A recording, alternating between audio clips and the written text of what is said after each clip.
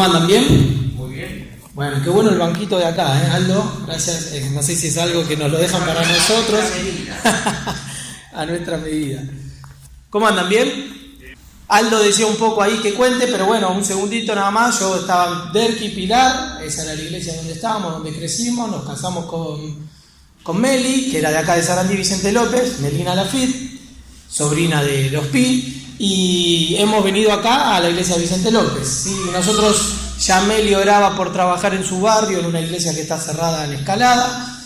Y nosotros también ese sentir siempre de estar en una iglesia de cero, es algo que nos movía. Y bueno, el Señor fue abriendo puertas para trabajar en la iglesia Lomas, que es anexo de ustedes, fue anexo en su momento, ¿no? Que dentro de poquito, en agosto, celebramos los 45 años y repasando ahí la historia, estaban contando de las reuniones femeninas que hicieron cuando salían de acá. Así que el sentir era trabajar en nuestro barrio. Sentíamos que invitábamos gente y que desde Banfield, donde vivimos nosotros, no venían hasta acá a Sarandí. Y el Señor fue acomodando todas las cosas, no tal vez como nosotros la imaginábamos querida, pero estamos trabajando ahí en Lomas de Zamora. Así que ese es un poquito el repaso, y también por si pueden estar orando, o si tal vez tienen algún familiar ahí que no venga acá y es lejano y vive allá por Lomas, podemos asistirlo también con tanto amor y cariño. Miren, hermanos, las canciones que hemos cantado hoy, tranquilamente las podría citar el personaje que vamos a leer en esta mañana. Yo te invito a que abras la Biblia en el Evangelio de Lucas. Vamos a leer una historia conocida, y como siempre digo, por más que sea conocida la historia, y por más que sea una historia que nos han contado desde chiquitos en la escuela bíblica, no perdamos el jugo de lo que el Señor nos puede decir en esta mañana a través de una historia hiper conocida, ¿no? Porque siempre que tendemos a tocar algo que ya sabemos y decimos, bueno, hasta ya sabemos parte del relato, no podemos confiar con eso, ¿no? Así que yo te invito a que abras la Biblia en Lucas, capítulo 19.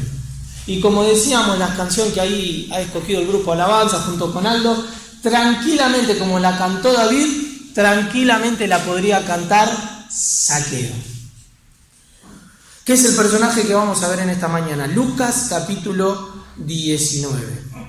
Si le tendría que poner un título a este mensaje, sería Ver más allá. Hermanos, ¿hay alguien que viene por primera vez hoy para conocer? ¿O que viene hace poquito? ¿O todos ya son de la iglesia acá de Pavón hace rato, no? ¿Sí? Bien, Lucas 19, vamos a hablar de la historia de Zaqueo, y el desafío en esta mañana, iglesia, es ver más allá. Una mirada de desafío. En esta mañana quisiera comprometernos como iglesia a que podamos ver más allá. ¿Alguien vio la película Inquebrantable? ¿Le suena? Siempre aclaro, porque cuando pregunto sobre esto, a veces a los chicos, cuando hablamos de esta película, porque es muy jugosa para mí, se confunden con otra. A ver, ¿cuál es Inquebrantable según su criterio? A ver, los que me levantaron la mano por ahí y me hicieron. La del guerrero, bien. La de que estaba piloteando el avión, muy rica. Yo no sé si es cristiana, porque tiene un mensaje, termina con un mensaje cristiano. No sé si es producida por el ambiente cristiano, pero está muy buena, si la quieren ver. Y yo quisiera arrancar con esa introducción para este tema de ver más allá. En esa película habla de la familia Zamperini. Es una historia real de alguien que fue un corredor mundial, que logró títulos, logró romper metas. Pero en el inicio de la película, en la vida de la familia Zamperini, una familia en un pueblo chico de Italia, con una reputación muy buena, su padre era policía, su familia, su hermano era de una reputación muy buena, pero él era el hermano más chico y era el terror de la familia. Era el terror de la familia, era el terror del barrio, era el terror de la ciudad. Cuenta ahí en el inicio de la historia, antes de meterse en todo un poquito, cómo fue su proceso hasta llegar a ser lo que él fue. Él fue un corredor mundial y dice, che, ¿cómo se une con la guerra? Bueno, después lo llaman y tiene que ir a la guerra, y no te la voy a spoilear más para que vos la veas. Pero en el inicio de la película cuenta y retrata de que este chico era como, a veces decimos, la oveja negra de la familia, ¿no? Los que hemos cargado con ese mote. Qué feo que es, ¿no? Pero dice que era la oveja negra de la familia porque su padre policía gozaban de buena reputación y él no paraba de hacer travesuras, líos, la policía lo corría, se tendría que andar ocupando. Hay una escena ahí donde estaba tomando, escapándose de su familia, tomando alcohol y la policía lo corre. Pero en una de esas corridas, su hermano detecta que tiene una gran habilidad para correr. No es Forrest Gump la película, es otra. Su hermano detecta que tiene una gran habilidad para correr. Y para sacarlo de las andanzas que él andaba y de las juntas que él tenía, dice que lo empieza a potenciar porque él vio que tenía una habilidad para correr. Y su hermano mayor vio más allá de lo que todos veían en él, le dedicó tiempo y se terminó convirtiendo en Luis Zamperini, un corredor mundial, una figura de su país, porque también después fue emblema en la guerra.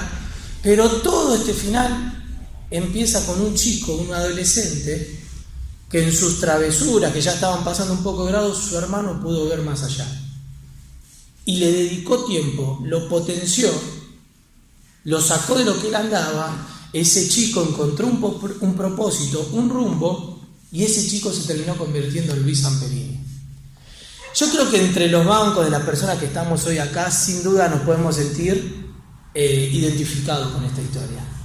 ¿Sí? ¿No? Conozco un poco la historia de Aldo, o así conociendo a algunos, todos nos podemos sentir identificados un poco en esto, de que alguien vio más allá en nosotros y nos dijo: es hora de que vos te potencies y juegues. Lucas capítulo 19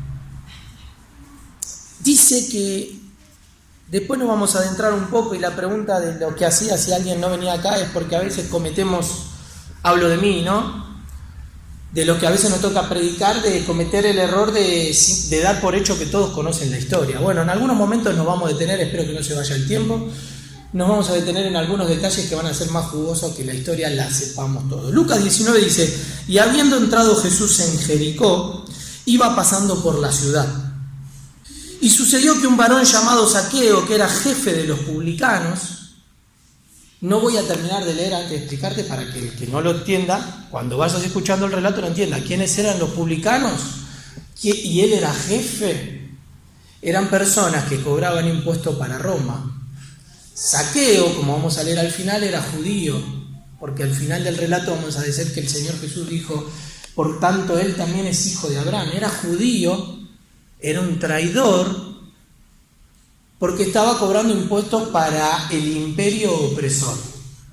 Imagínate que un país nos viene a tomar a nosotros y a alguien de nosotros nos designan para cobrar impuestos para el país que nos vino a sitiar o a tomar. Este era Zaqueo. Tenía prohibida la entrada a la sinagoga, gozaba de mala reputación porque era un traidor. ¿Se acuerdan cuando Juan el Bautista empieza a predicar y la gente viene y la gente se convierte, y entre las que la gente se convierte vienen soldados y le preguntan: ¿qué debo hacer ahora que cambié? Bueno, no utilices tu fuerza para mal. Se le acercan unos publicanos, alguien del oficio que tenía Zaqueo, y le dicen: ¿qué tenemos que hacer ahora? Y Juan el Bautista, bien práctico, le dice: no cobres más de lo que la ley dice. ¿Por qué? Porque los publicanos tenían que pagar el impuesto anual para Roma, y si no llegaban tenían que poner de su bolsillo. Entonces ellos extorsionaban y pedían de más. Ahora en un poquitito voy a entrar, porque me gusta mucho lo de la historia de Roma en aquel momento, para que tengamos unos detalles de aquellos, pero ellos oprimían al pueblo. El 70% del imperio romano, que hoy vas por cualquier lugar de Europa, no quiero extenderme tanto, pero en distintos lugares de Europa y en muchos hay vestigios de lo que fue el Imperio Romano. Todo eso creció, ¿saben por qué? Porque el gran porcentaje era sustentado por los impuestos. Por eso los jefes, los publicanos, tenían una gran tarea para Roma. Y estaban en una ciudad opulenta, que era Jericó. Era la base donde estaban los sacerdotes. Era el lugar donde los romanos elegían para tener sus vacaciones. Piletas, palmeras, un microclima único. Entonces no solo era jefe de un sistema perverso, no solo era el traidor, sino que en una ciudad muy opulenta, donde recaudaba mucho. Este era Zaqueo. Volvemos a la historia. Dice, y sucedió que un varón llamado Zaqueo, que era jefe de los publicanos y rico, la Biblia lo aclara, evidentemente esa riqueza era malversada, la había conseguido de mala manera, procuraba ver quién era Jesús, pero no podía a causa de la multitud porque era pequeño de estatura. Y corriendo delante subió a un árbol sicómoro para verle, porque había de pasar por allí. Cuando Jesús llegó a aquel lugar, el Señor Jesús, muchos retratan esto que era el anticlímax de lo que venía pasando en los relatos bíblicos. Porque el Señor Jesús iba a Jerusalén, iba a la Pascua y próximo a la Pascua a la cruz. Pero antes tenía que tener un encuentro en esta ciudad, ¿saben con quién? Con el ciego Bartimeo. Hay algunos que discuten si fue antes o después. ¿Cuál fue primero, el encuentro de Zaqueo o Bartimeo? No importa, lo que sí importa es que en Jericó se encontró con Zaqueo, pero antes o después con Bartimeo, un ciego de nacimiento. Y dice, y la gente eufórica por lo que estaba pasando, porque el Señor Jesús venía, dice que se juntó una multitud.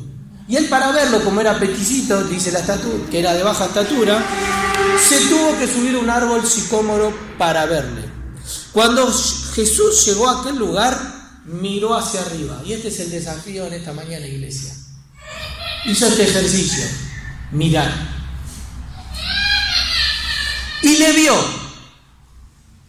Porque hay una diferencia entre mirar y ver. Hay una diferencia entre escuchar o oír. Y hay una diferencia en distintas palabras que a veces está bueno meternos.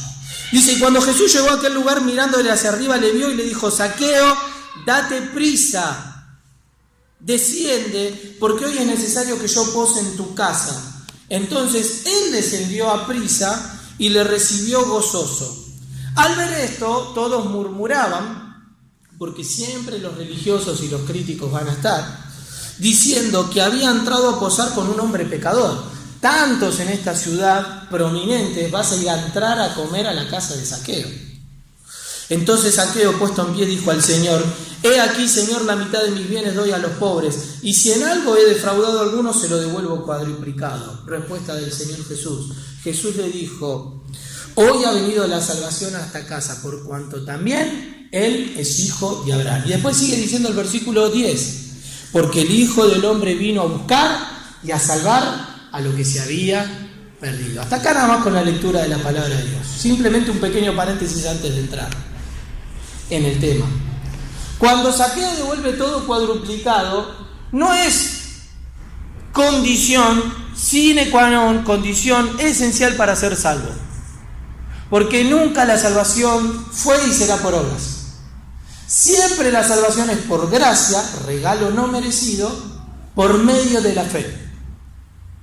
Zaqueo devuelve todo cuadruplicado cuando él entiende, ahora nos vamos a adentrar, no quiero también spoilear el tema, que una persona sabe su nombre, que una persona se detiene en él, cuando nadie se detenía en él. Él tenía una necesidad, el Señor Jesús lo sabe porque mira más allá, tiene un encuentro con el Señor Jesús, y producto de que es salvo, él devuelve todo cuadruplicado, que no era necesario porque la ley pedía mucho menos de devolver.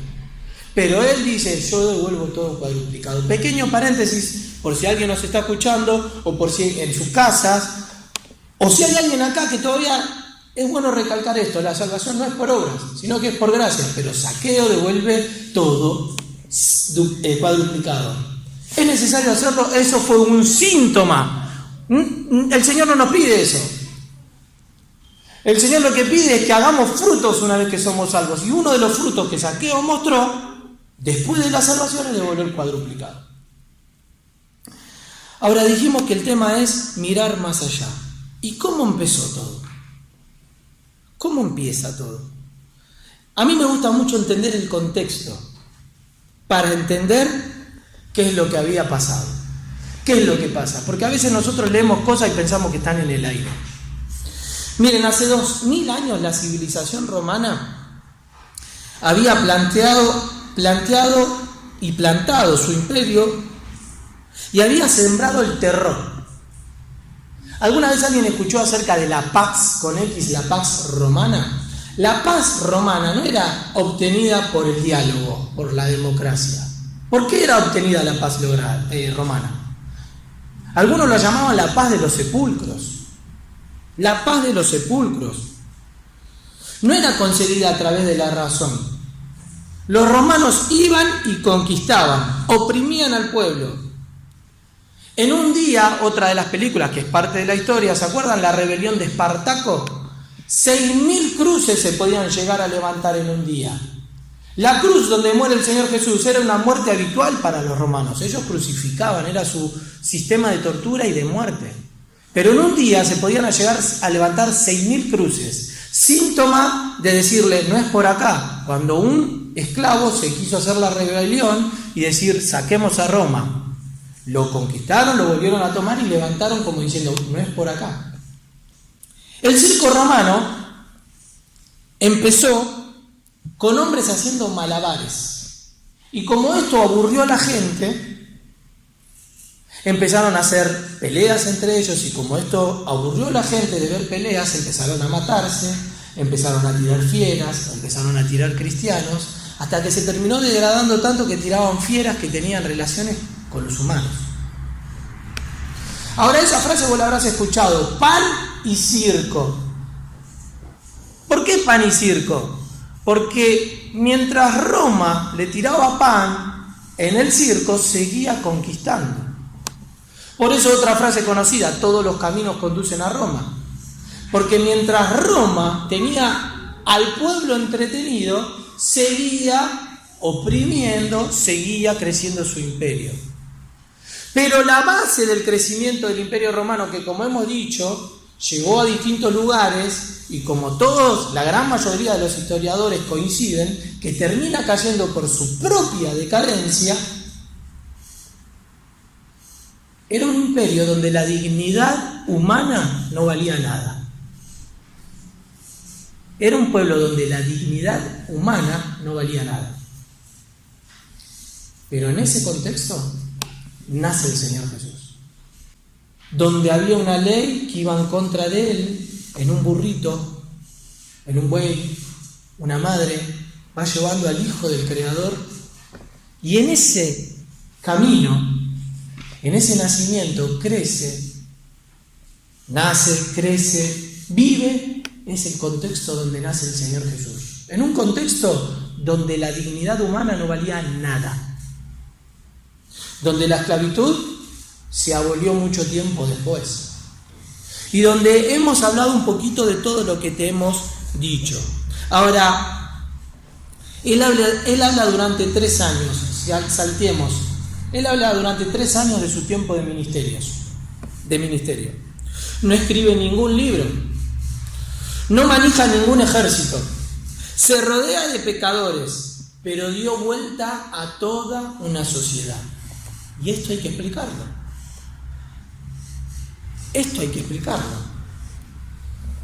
La respuesta es que dentro de un imperio donde la sociedad, las personas no valían nada, el Señor vuelve a darle dignidad a la persona. Ahora se acerca al mendigo, porque en Jericó se acercó a Bartimeo el ciego, al que estaba mendigando. Y podríamos decir, bueno, es demagogia a la izquierda. Pero no, porque al Señor Jesús no lo podríamos ubicar en ningún partido político que nosotros hoy vemos y conocemos. Porque después de acercarse a eso, se acerca a un rico como era Zaqueo. Y diríamos, bueno, es un derechista. Pero no. Jesús veía que tanto el mendigo como el rico son respetables y que podía restaurar su vida y podía recuperar su dignidad. Cuando Jesús visita a Jericó, como hemos dicho, la ciudad estaba revolucionada por el hecho que había pasado con Bartimeo el ciego. Y se junta una multitud, una gente fervorosa que lo esperaba, eufóricos, Porque venía el Señor Jesús en una época donde no había redes sociales y su fama se había propagado por lo que él hacía. Y le había dado vista a un ciego. Y el Señor levanta los ojos y vio un hombre que estaba sobre un árbol, mirándolo, y se detuvo. Zaqueo no estaba al nivel de la multitud, por más que el árbol no sea muy grande o no, si quieren investigar ahí, no nos vamos a meter en eso, pero Zaqueo no estaba al nivel de la multitud, lo dice la Biblia, y levantó la vista. El Señor Jesús tuvo que hacer este ejercicio, mirar para arriba, que a veces nos cuesta porque nuestra vista va hasta donde alcanza mi estatura. Yo ya para mirar para ahí arriba al pullman tengo que hacer un ejercicio, de elevar mi cuello, de hacer un ejercicio. El Señor dice que lo vio. Ahora, ¿qué es lo que vio? ¿Qué era lo que la gente veía de Zaqueo? Bueno, lo hemos dicho, Zaqueo no era querido, era un recaudador de impuestos para el imperio invasor, era el traidor. Y cuando lo miramos así, lo pesamos, lo catalogamos y decimos, Zaqueo no aplica para ser salvo. Es un traidor. Muchas veces nosotros hacemos esto. Lo pesamos, lo medimos, lo etiquetamos, lo catalogamos y decimos, Zaqueo es un traidor. Ahora, ¿qué vio Jesús en él? Jesús vio lo mismo que vieron todos. No es que vio algo distinto. Vio al traidor, vio al perverso, pero vio más allá. Y si bien esto lo podía hacer como hijo de Dios, hermanos y amigos, el desafío en esta mañana es que podamos tener esa mirada como tuvo el Señor Jesús, de poder ver más allá. La visión de Jesús penetraba en la realidad de la persona y esa percepción lo llevó a llamarlo y a que se baje. ¿Por qué? Porque no se puede ser un discípulo del Señor arriba de un árbol. No se puede ser un discípulo del Señor arriba de un árbol. ¿Querés ser un discípulo del Señor? Tenés que bajar y descender de donde estás. Mientras los demás tenían filtros con Zaqueo, ¿qué es tener filtros con Zaqueo? Es el traidor. El Señor Jesús no tuvo ningún filtro. Y no solo eso, sino que rompe las reglas de aquel momento. Dos reglas por lo menos. Una, ¿cómo va a ir a juntarse con un pecador, con un impuro? Dos, se autoinvita a la casa. Regla que los judíos no hacían. ¿Saben por qué? ¿Se acuerdan en el camino de Maús? El Señor hizo como que iba un poco más adelante. Y después accede porque ellos lo invitan a la casa. Nunca un judío se iba a invitar a una casa. El Señor Jesús se autoinvita y le dice, Zaqueo, desciende de donde estás, porque es necesario que yo hoy pose en tu casa. Abandona la multitud y privilegia a la persona. Hermanos, ¿no es un duro mensaje para la iglesia este? Por lo menos para mí, se los transmito, ¿no es un duro mensaje? Que a veces corriendo tras las multitudes nos olvidamos de la persona. El Señor Jesús abandonó la multitud y privilegió a la persona. Tal vez si nosotros hubiésemos estado ahí, que le hubiésemos dicho, Señor, improvisamos un púlpito, predica acá, habla desde acá y que todos te escuchen. Pero al Señor no le tembló el pulso, sino que abandonó la multitud y se fue a una persona. Tal vez a la peor, una de las peores personas de aquella ciudad. Se autoinvita a la casa. Duro mensaje, ¿no? ¿Por qué? Porque había una necesidad. Zaqueo tenía una necesidad. Y yo me atrevo a ir más allá, y esto corre por cuenta mía. No solo había una necesidad en Zaqueo, sino que había una necesidad en la casa de Zaqueo. Porque siempre, como el título que dice acá, que acá no lo siguieron avanzando, pero en este texto, en Hechos 16:31, creen en el Señor Jesucristo en el contexto del carcelero de Filipo, ¿se acuerdan? ¿Y cómo sigue? Y serás salvo tú y tu casa. Discusión, ¿eso es una promesa que se tiene que cumplir sí o sí o no? No vamos a entrar en eso. Lo que sí sabemos es que cuando alguien le da lugar a una persona, al Señor Jesús, su casa también puede cambiar. Pero cuando dice en este pasaje, la salvación ha llegado a esta casa, evidentemente la casa en el carcelero de Filipos se cambió, porque fruto de su salvación se bautizaron todos. Acá en este pasaje también dice, la salvación ha llegado a esta casa. No dice ha llegado a Zaqueo, la salvación ha llegado a esta casa. Evidentemente había una necesidad también en la casa de Zaqueo. Tal vez Zaqueo, cuando toma ese trabajo, deslumbrado por las riquezas, no tuvo en cuenta que también tenía un hijo o una hija que también lo iban a tildar de traidor y iba a sufrir las consecuencias de ser de un hijo o hija, no lo sé, o sus allegados traidores. No voy a ir más allá de lo que dice la Biblia, pero dice la salvación ha llegado a esta casa, porque había una necesidad. Lo importante es que también, y vamos al pasaje, es que había una necesidad en la vida de Zaqueo, al cual no le tembló el pulso porque dice que perdió los estribos al subirse a un árbol, una actitud demostrativa de que tenía una necesidad.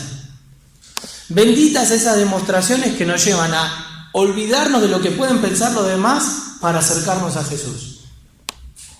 No le importó lo que hubiesen pensado de él. Él se subió a un árbol y dijo, va a pasar el Señor Jesús. Y él simplemente lo quería ver. ¿Cuánto podía escuchar Zaqueo? Porque el Señor Jesús como maestro caminaba en aquel momento, no se sentaba a dar la lección como ahora desde acá adelante. Él iba caminando y enseñaba. ¿Cuánto Zaqueo podía escuchar parado de un árbol? Lo que tardaba el Señor Jesús según la multitud lo deje ir avanzando. 5 o 10 minutos. ¿Cuánto podía escuchar? Él lo quería ver.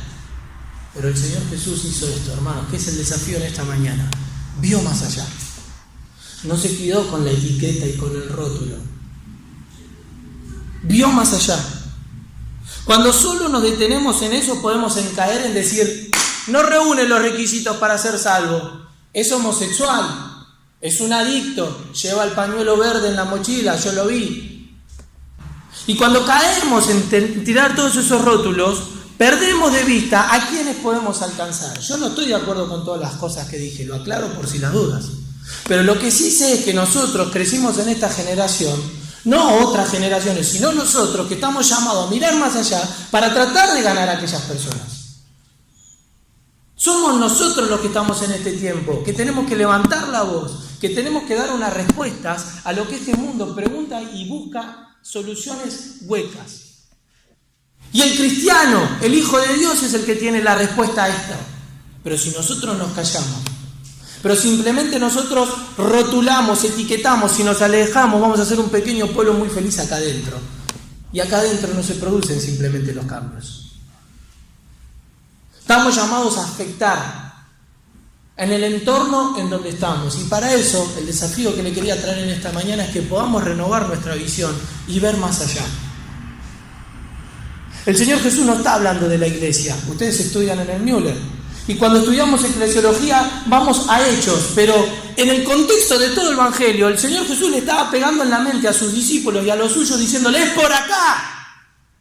La iglesia no está todavía, pero es por acá por donde hay que ir.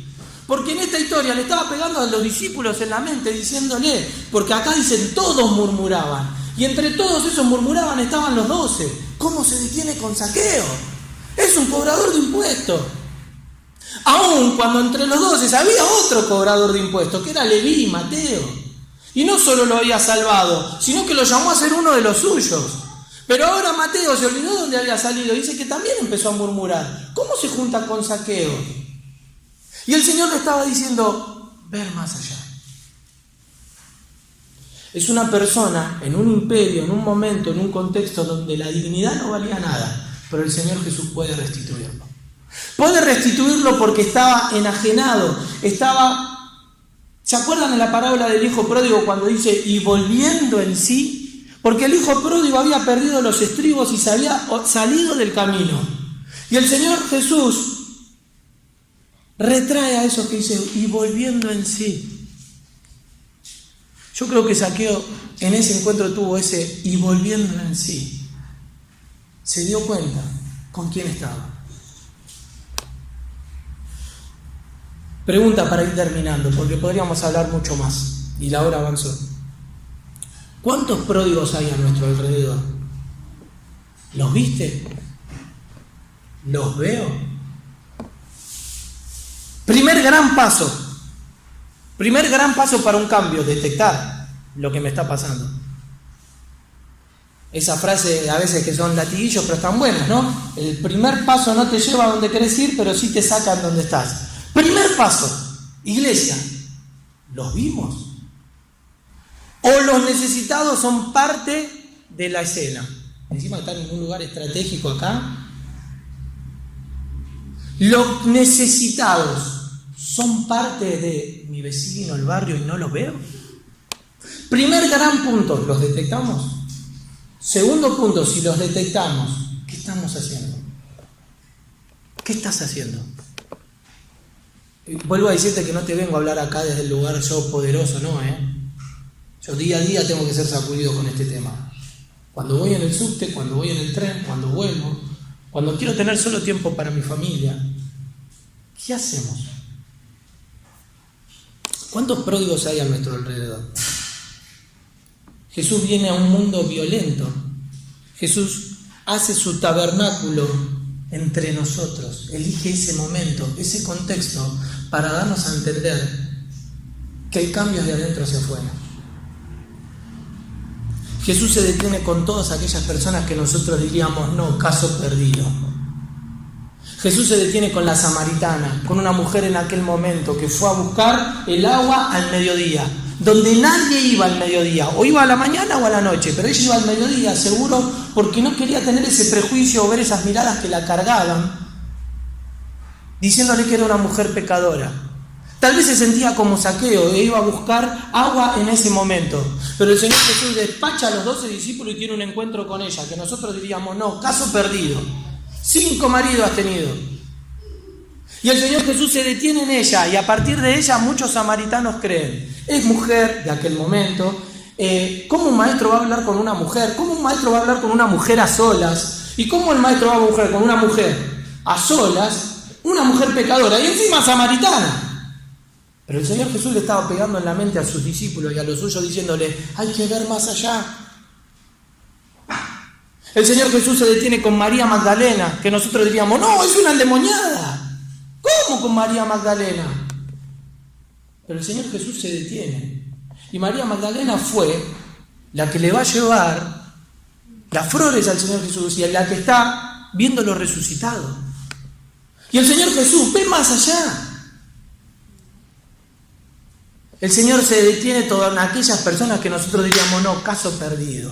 El Señor Jesús se detiene con el endemoniado de Gadara, que lo tiraban ahí en los montes porque molestaba a la ciudad, porque daba gritos, porque andaba desnudo. ¿Cómo la gente va a ver eso? Tirémoslo en el monte. Y el Señor pone un pie en Gadara y se detiene el endemoniado de Gadara. El Señor llama entre los suyos a Simón el celote. ¿Qué era un celote? Los que buscaban sacar a Roma a través de la fuerza. Eso eran los celotes, un partido político de aquel momento. Eran los celosos de Roma, que si tenían que sacar su daga y matar y levantar guerra, un violento era Simón el celote. Y el Señor Jesús lo llama. El Señor llama y busca a aquellas personas que nosotros tal vez diríamos, no, caso perdido. Y cuando nosotros sin querer hacemos eso, estamos cayendo en sin querer decir que el Señor Jesús no tiene poder para cambiarlo. Y el Señor Jesús llamó tal vez a la peor persona de aquel momento. A la peor, no sé si a la peor persona, pero a la peor persona que nosotros diríamos en una lista. ¿A quién no le voy a predicar nunca? Al apóstol Pablo. A Saulo, el más religioso de todos. Dice que respiraba amenazas. ¡Oh! Me lo imagino así, joven, con poder, con autoridad, con cartas para ir a meter a los cristianos en la cárcel. Y el Señor Jesús tiene un encuentro con él. El último en la lista que yo pondría, Saulo. Si tal vez le tiro un folleto así, mirá, ahí medio mezquino, bueno, que lo lea, sería condición de él. Yo se lo di. El Señor tiene un encuentro con Saulo y fue el apóstol Pablo. Iglesia, una mirada de compromiso es una mirada de ver más allá. Que la iglesia de Pavón pueda tal vez renovar esta mirada, de decir la mirada que tuvo el Señor Jesús. Esto no es tarea de los pastores y simplemente de los líderes. Cada uno de nosotros estamos llamados a afectar a nuestro entorno. Tal vez tu entorno es tu esposa, tu novia, tu compañero de la facultad, tu vecino, el carnicero que te corta la carne, el verdulero. Nosotros siempre decimos con Meli, no sé qué nos pasa, no sé si es por la profesión de ella o por la simpatía o empatía, pero cada vez que salimos, mi esposa no me deja mentir, terminamos con una mujer o con un hombre llorando contándonos su vida. ¿Te pasa eso? No me pongo como el gran ejemplo, lo que quiero decir es, ¿cuántas veces a veces los queremos despachar o simplemente salimos a caminar por salir a caminar y tenemos un encuentro con los que el Señor quiere que afectemos su vida? Te pregunto, ¿será que tenemos que renovar nuestra mirada de ver más allá? Y termino con este llamado doble, el llamado del Señor al saqueo. Es un llamado en primer lugar impostergable. Voy a hacer este llamado doble, ¿por qué? Porque lo voy a hacer para la iglesia, pero después para los que tal vez en esta mañana estén aquí y no tengan a Cristo como Señor Jesús. En primer lugar es un llamado impostergable. ¿Saben lo que le dice? Date prisa. Iglesia, tenemos que darnos prisa. Desciende. Es un imperativo. Date prisa. Es un llamado impostergable. ¿Por qué? Porque la gente se muere sin Cristo y sin esperanza. Date prisa. Pero no solo es un llamado impostergable, es un llamado imperativo. Le dice, desciende. El que te llama a la tarea que tenemos que hacer es el Señor. Desciende. ¿De qué hay que descender? Tal vez de nuestra comodidad, tal vez de nuestro orgullo, tal vez de nuestras pocas ganas. Tal vez tenemos que descender de esa lista de prioridades y el Señor y el predicar y el ser luz y ser un reflejo de Él está en el 10º o 15º lugar. El Señor te dice en esta noche como Saqueo, en esta mañana, desciende. Pero en último lugar es un llamado imprescindible, dice, Saqueo, desciende, es necesario, es imprescindible. ¿Qué es imprescindible? Que los que tienen el remedio a la enfermedad, parece egoísta lo que voy a decir, pero somos los hijos de Dios. Si el Señor quisiera, dice, si ustedes no predican, yo podría hacer que hasta las piedras predican. Pero el Señor nos dejó este privilegio, pero también esta responsabilidad de ser sal y luz a vos y a mí. A mí en Lomas y a ustedes acá. Desciende, date prisa, y es necesario. Ahora, hemos hablado mucho para los que somos hijos de Dios y para la iglesia, y con todo temor y humildad te vengo a decir este desafío que un día a mí y que cada día a mí me pega. Pero quiero hablar en esta mañana ya tal vez a alguien que no tenga a Cristo en el corazón.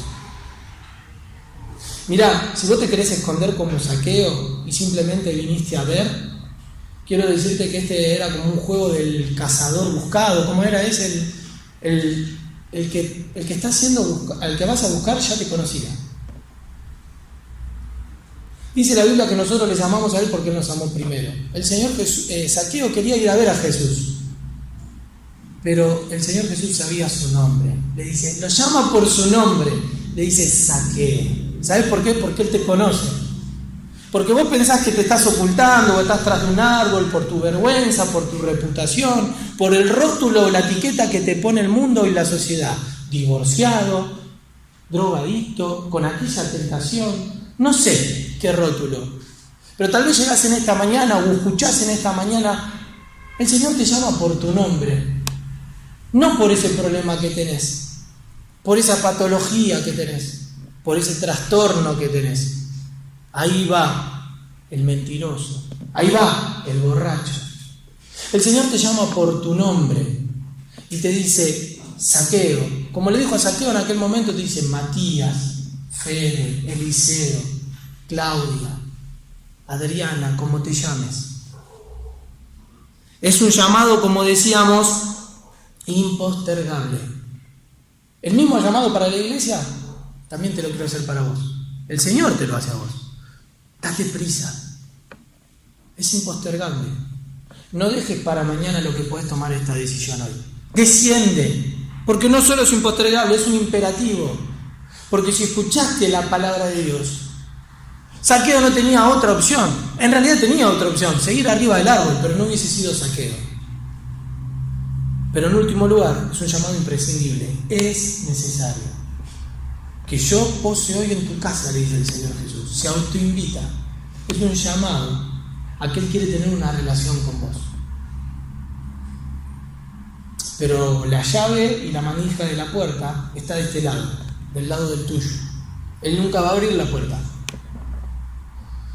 Te dice, es un llamado impostergable, es un imperativo, pero también es un llamado imprescindible, es necesario. ¿De qué? Que yo tenga un encuentro con vos.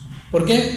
Porque no se puede ser un discípulo del Señor arriba del árbol. Él te conoce, Él conoce tu problema, Él conoce tu necesidad, pero está en vos si querés seguir arriba del árbol, arriba de ese trabajo, arriba de ese colectivo, arriba de esa rutina diaria y seguir sin Él. Ya te he tratado con total humildad de presentarte al Señor Jesús, que no le importa esos rótulos, sino que quiere tener un encuentro con vos y tener una transformación en tu vida. Llamó a Zaqueo, llamó a Saulo, me llamó a mí y te quiere llamar a vos en esta mañana y tener un encuentro con vos. Pero depende de vos si querés bajar del árbol. Porque venir al Señor Jesús es un acto de humildad, de humillación, bajarte del árbol en donde estás, bajarte del orgullo que a veces tenemos, porque el acto de ir al Señor Jesús es el mayor acto de humildad y de humillación, porque nos damos cuenta que nosotros por nuestros propios medios no podemos ser salvos y que necesitamos de un Salvador.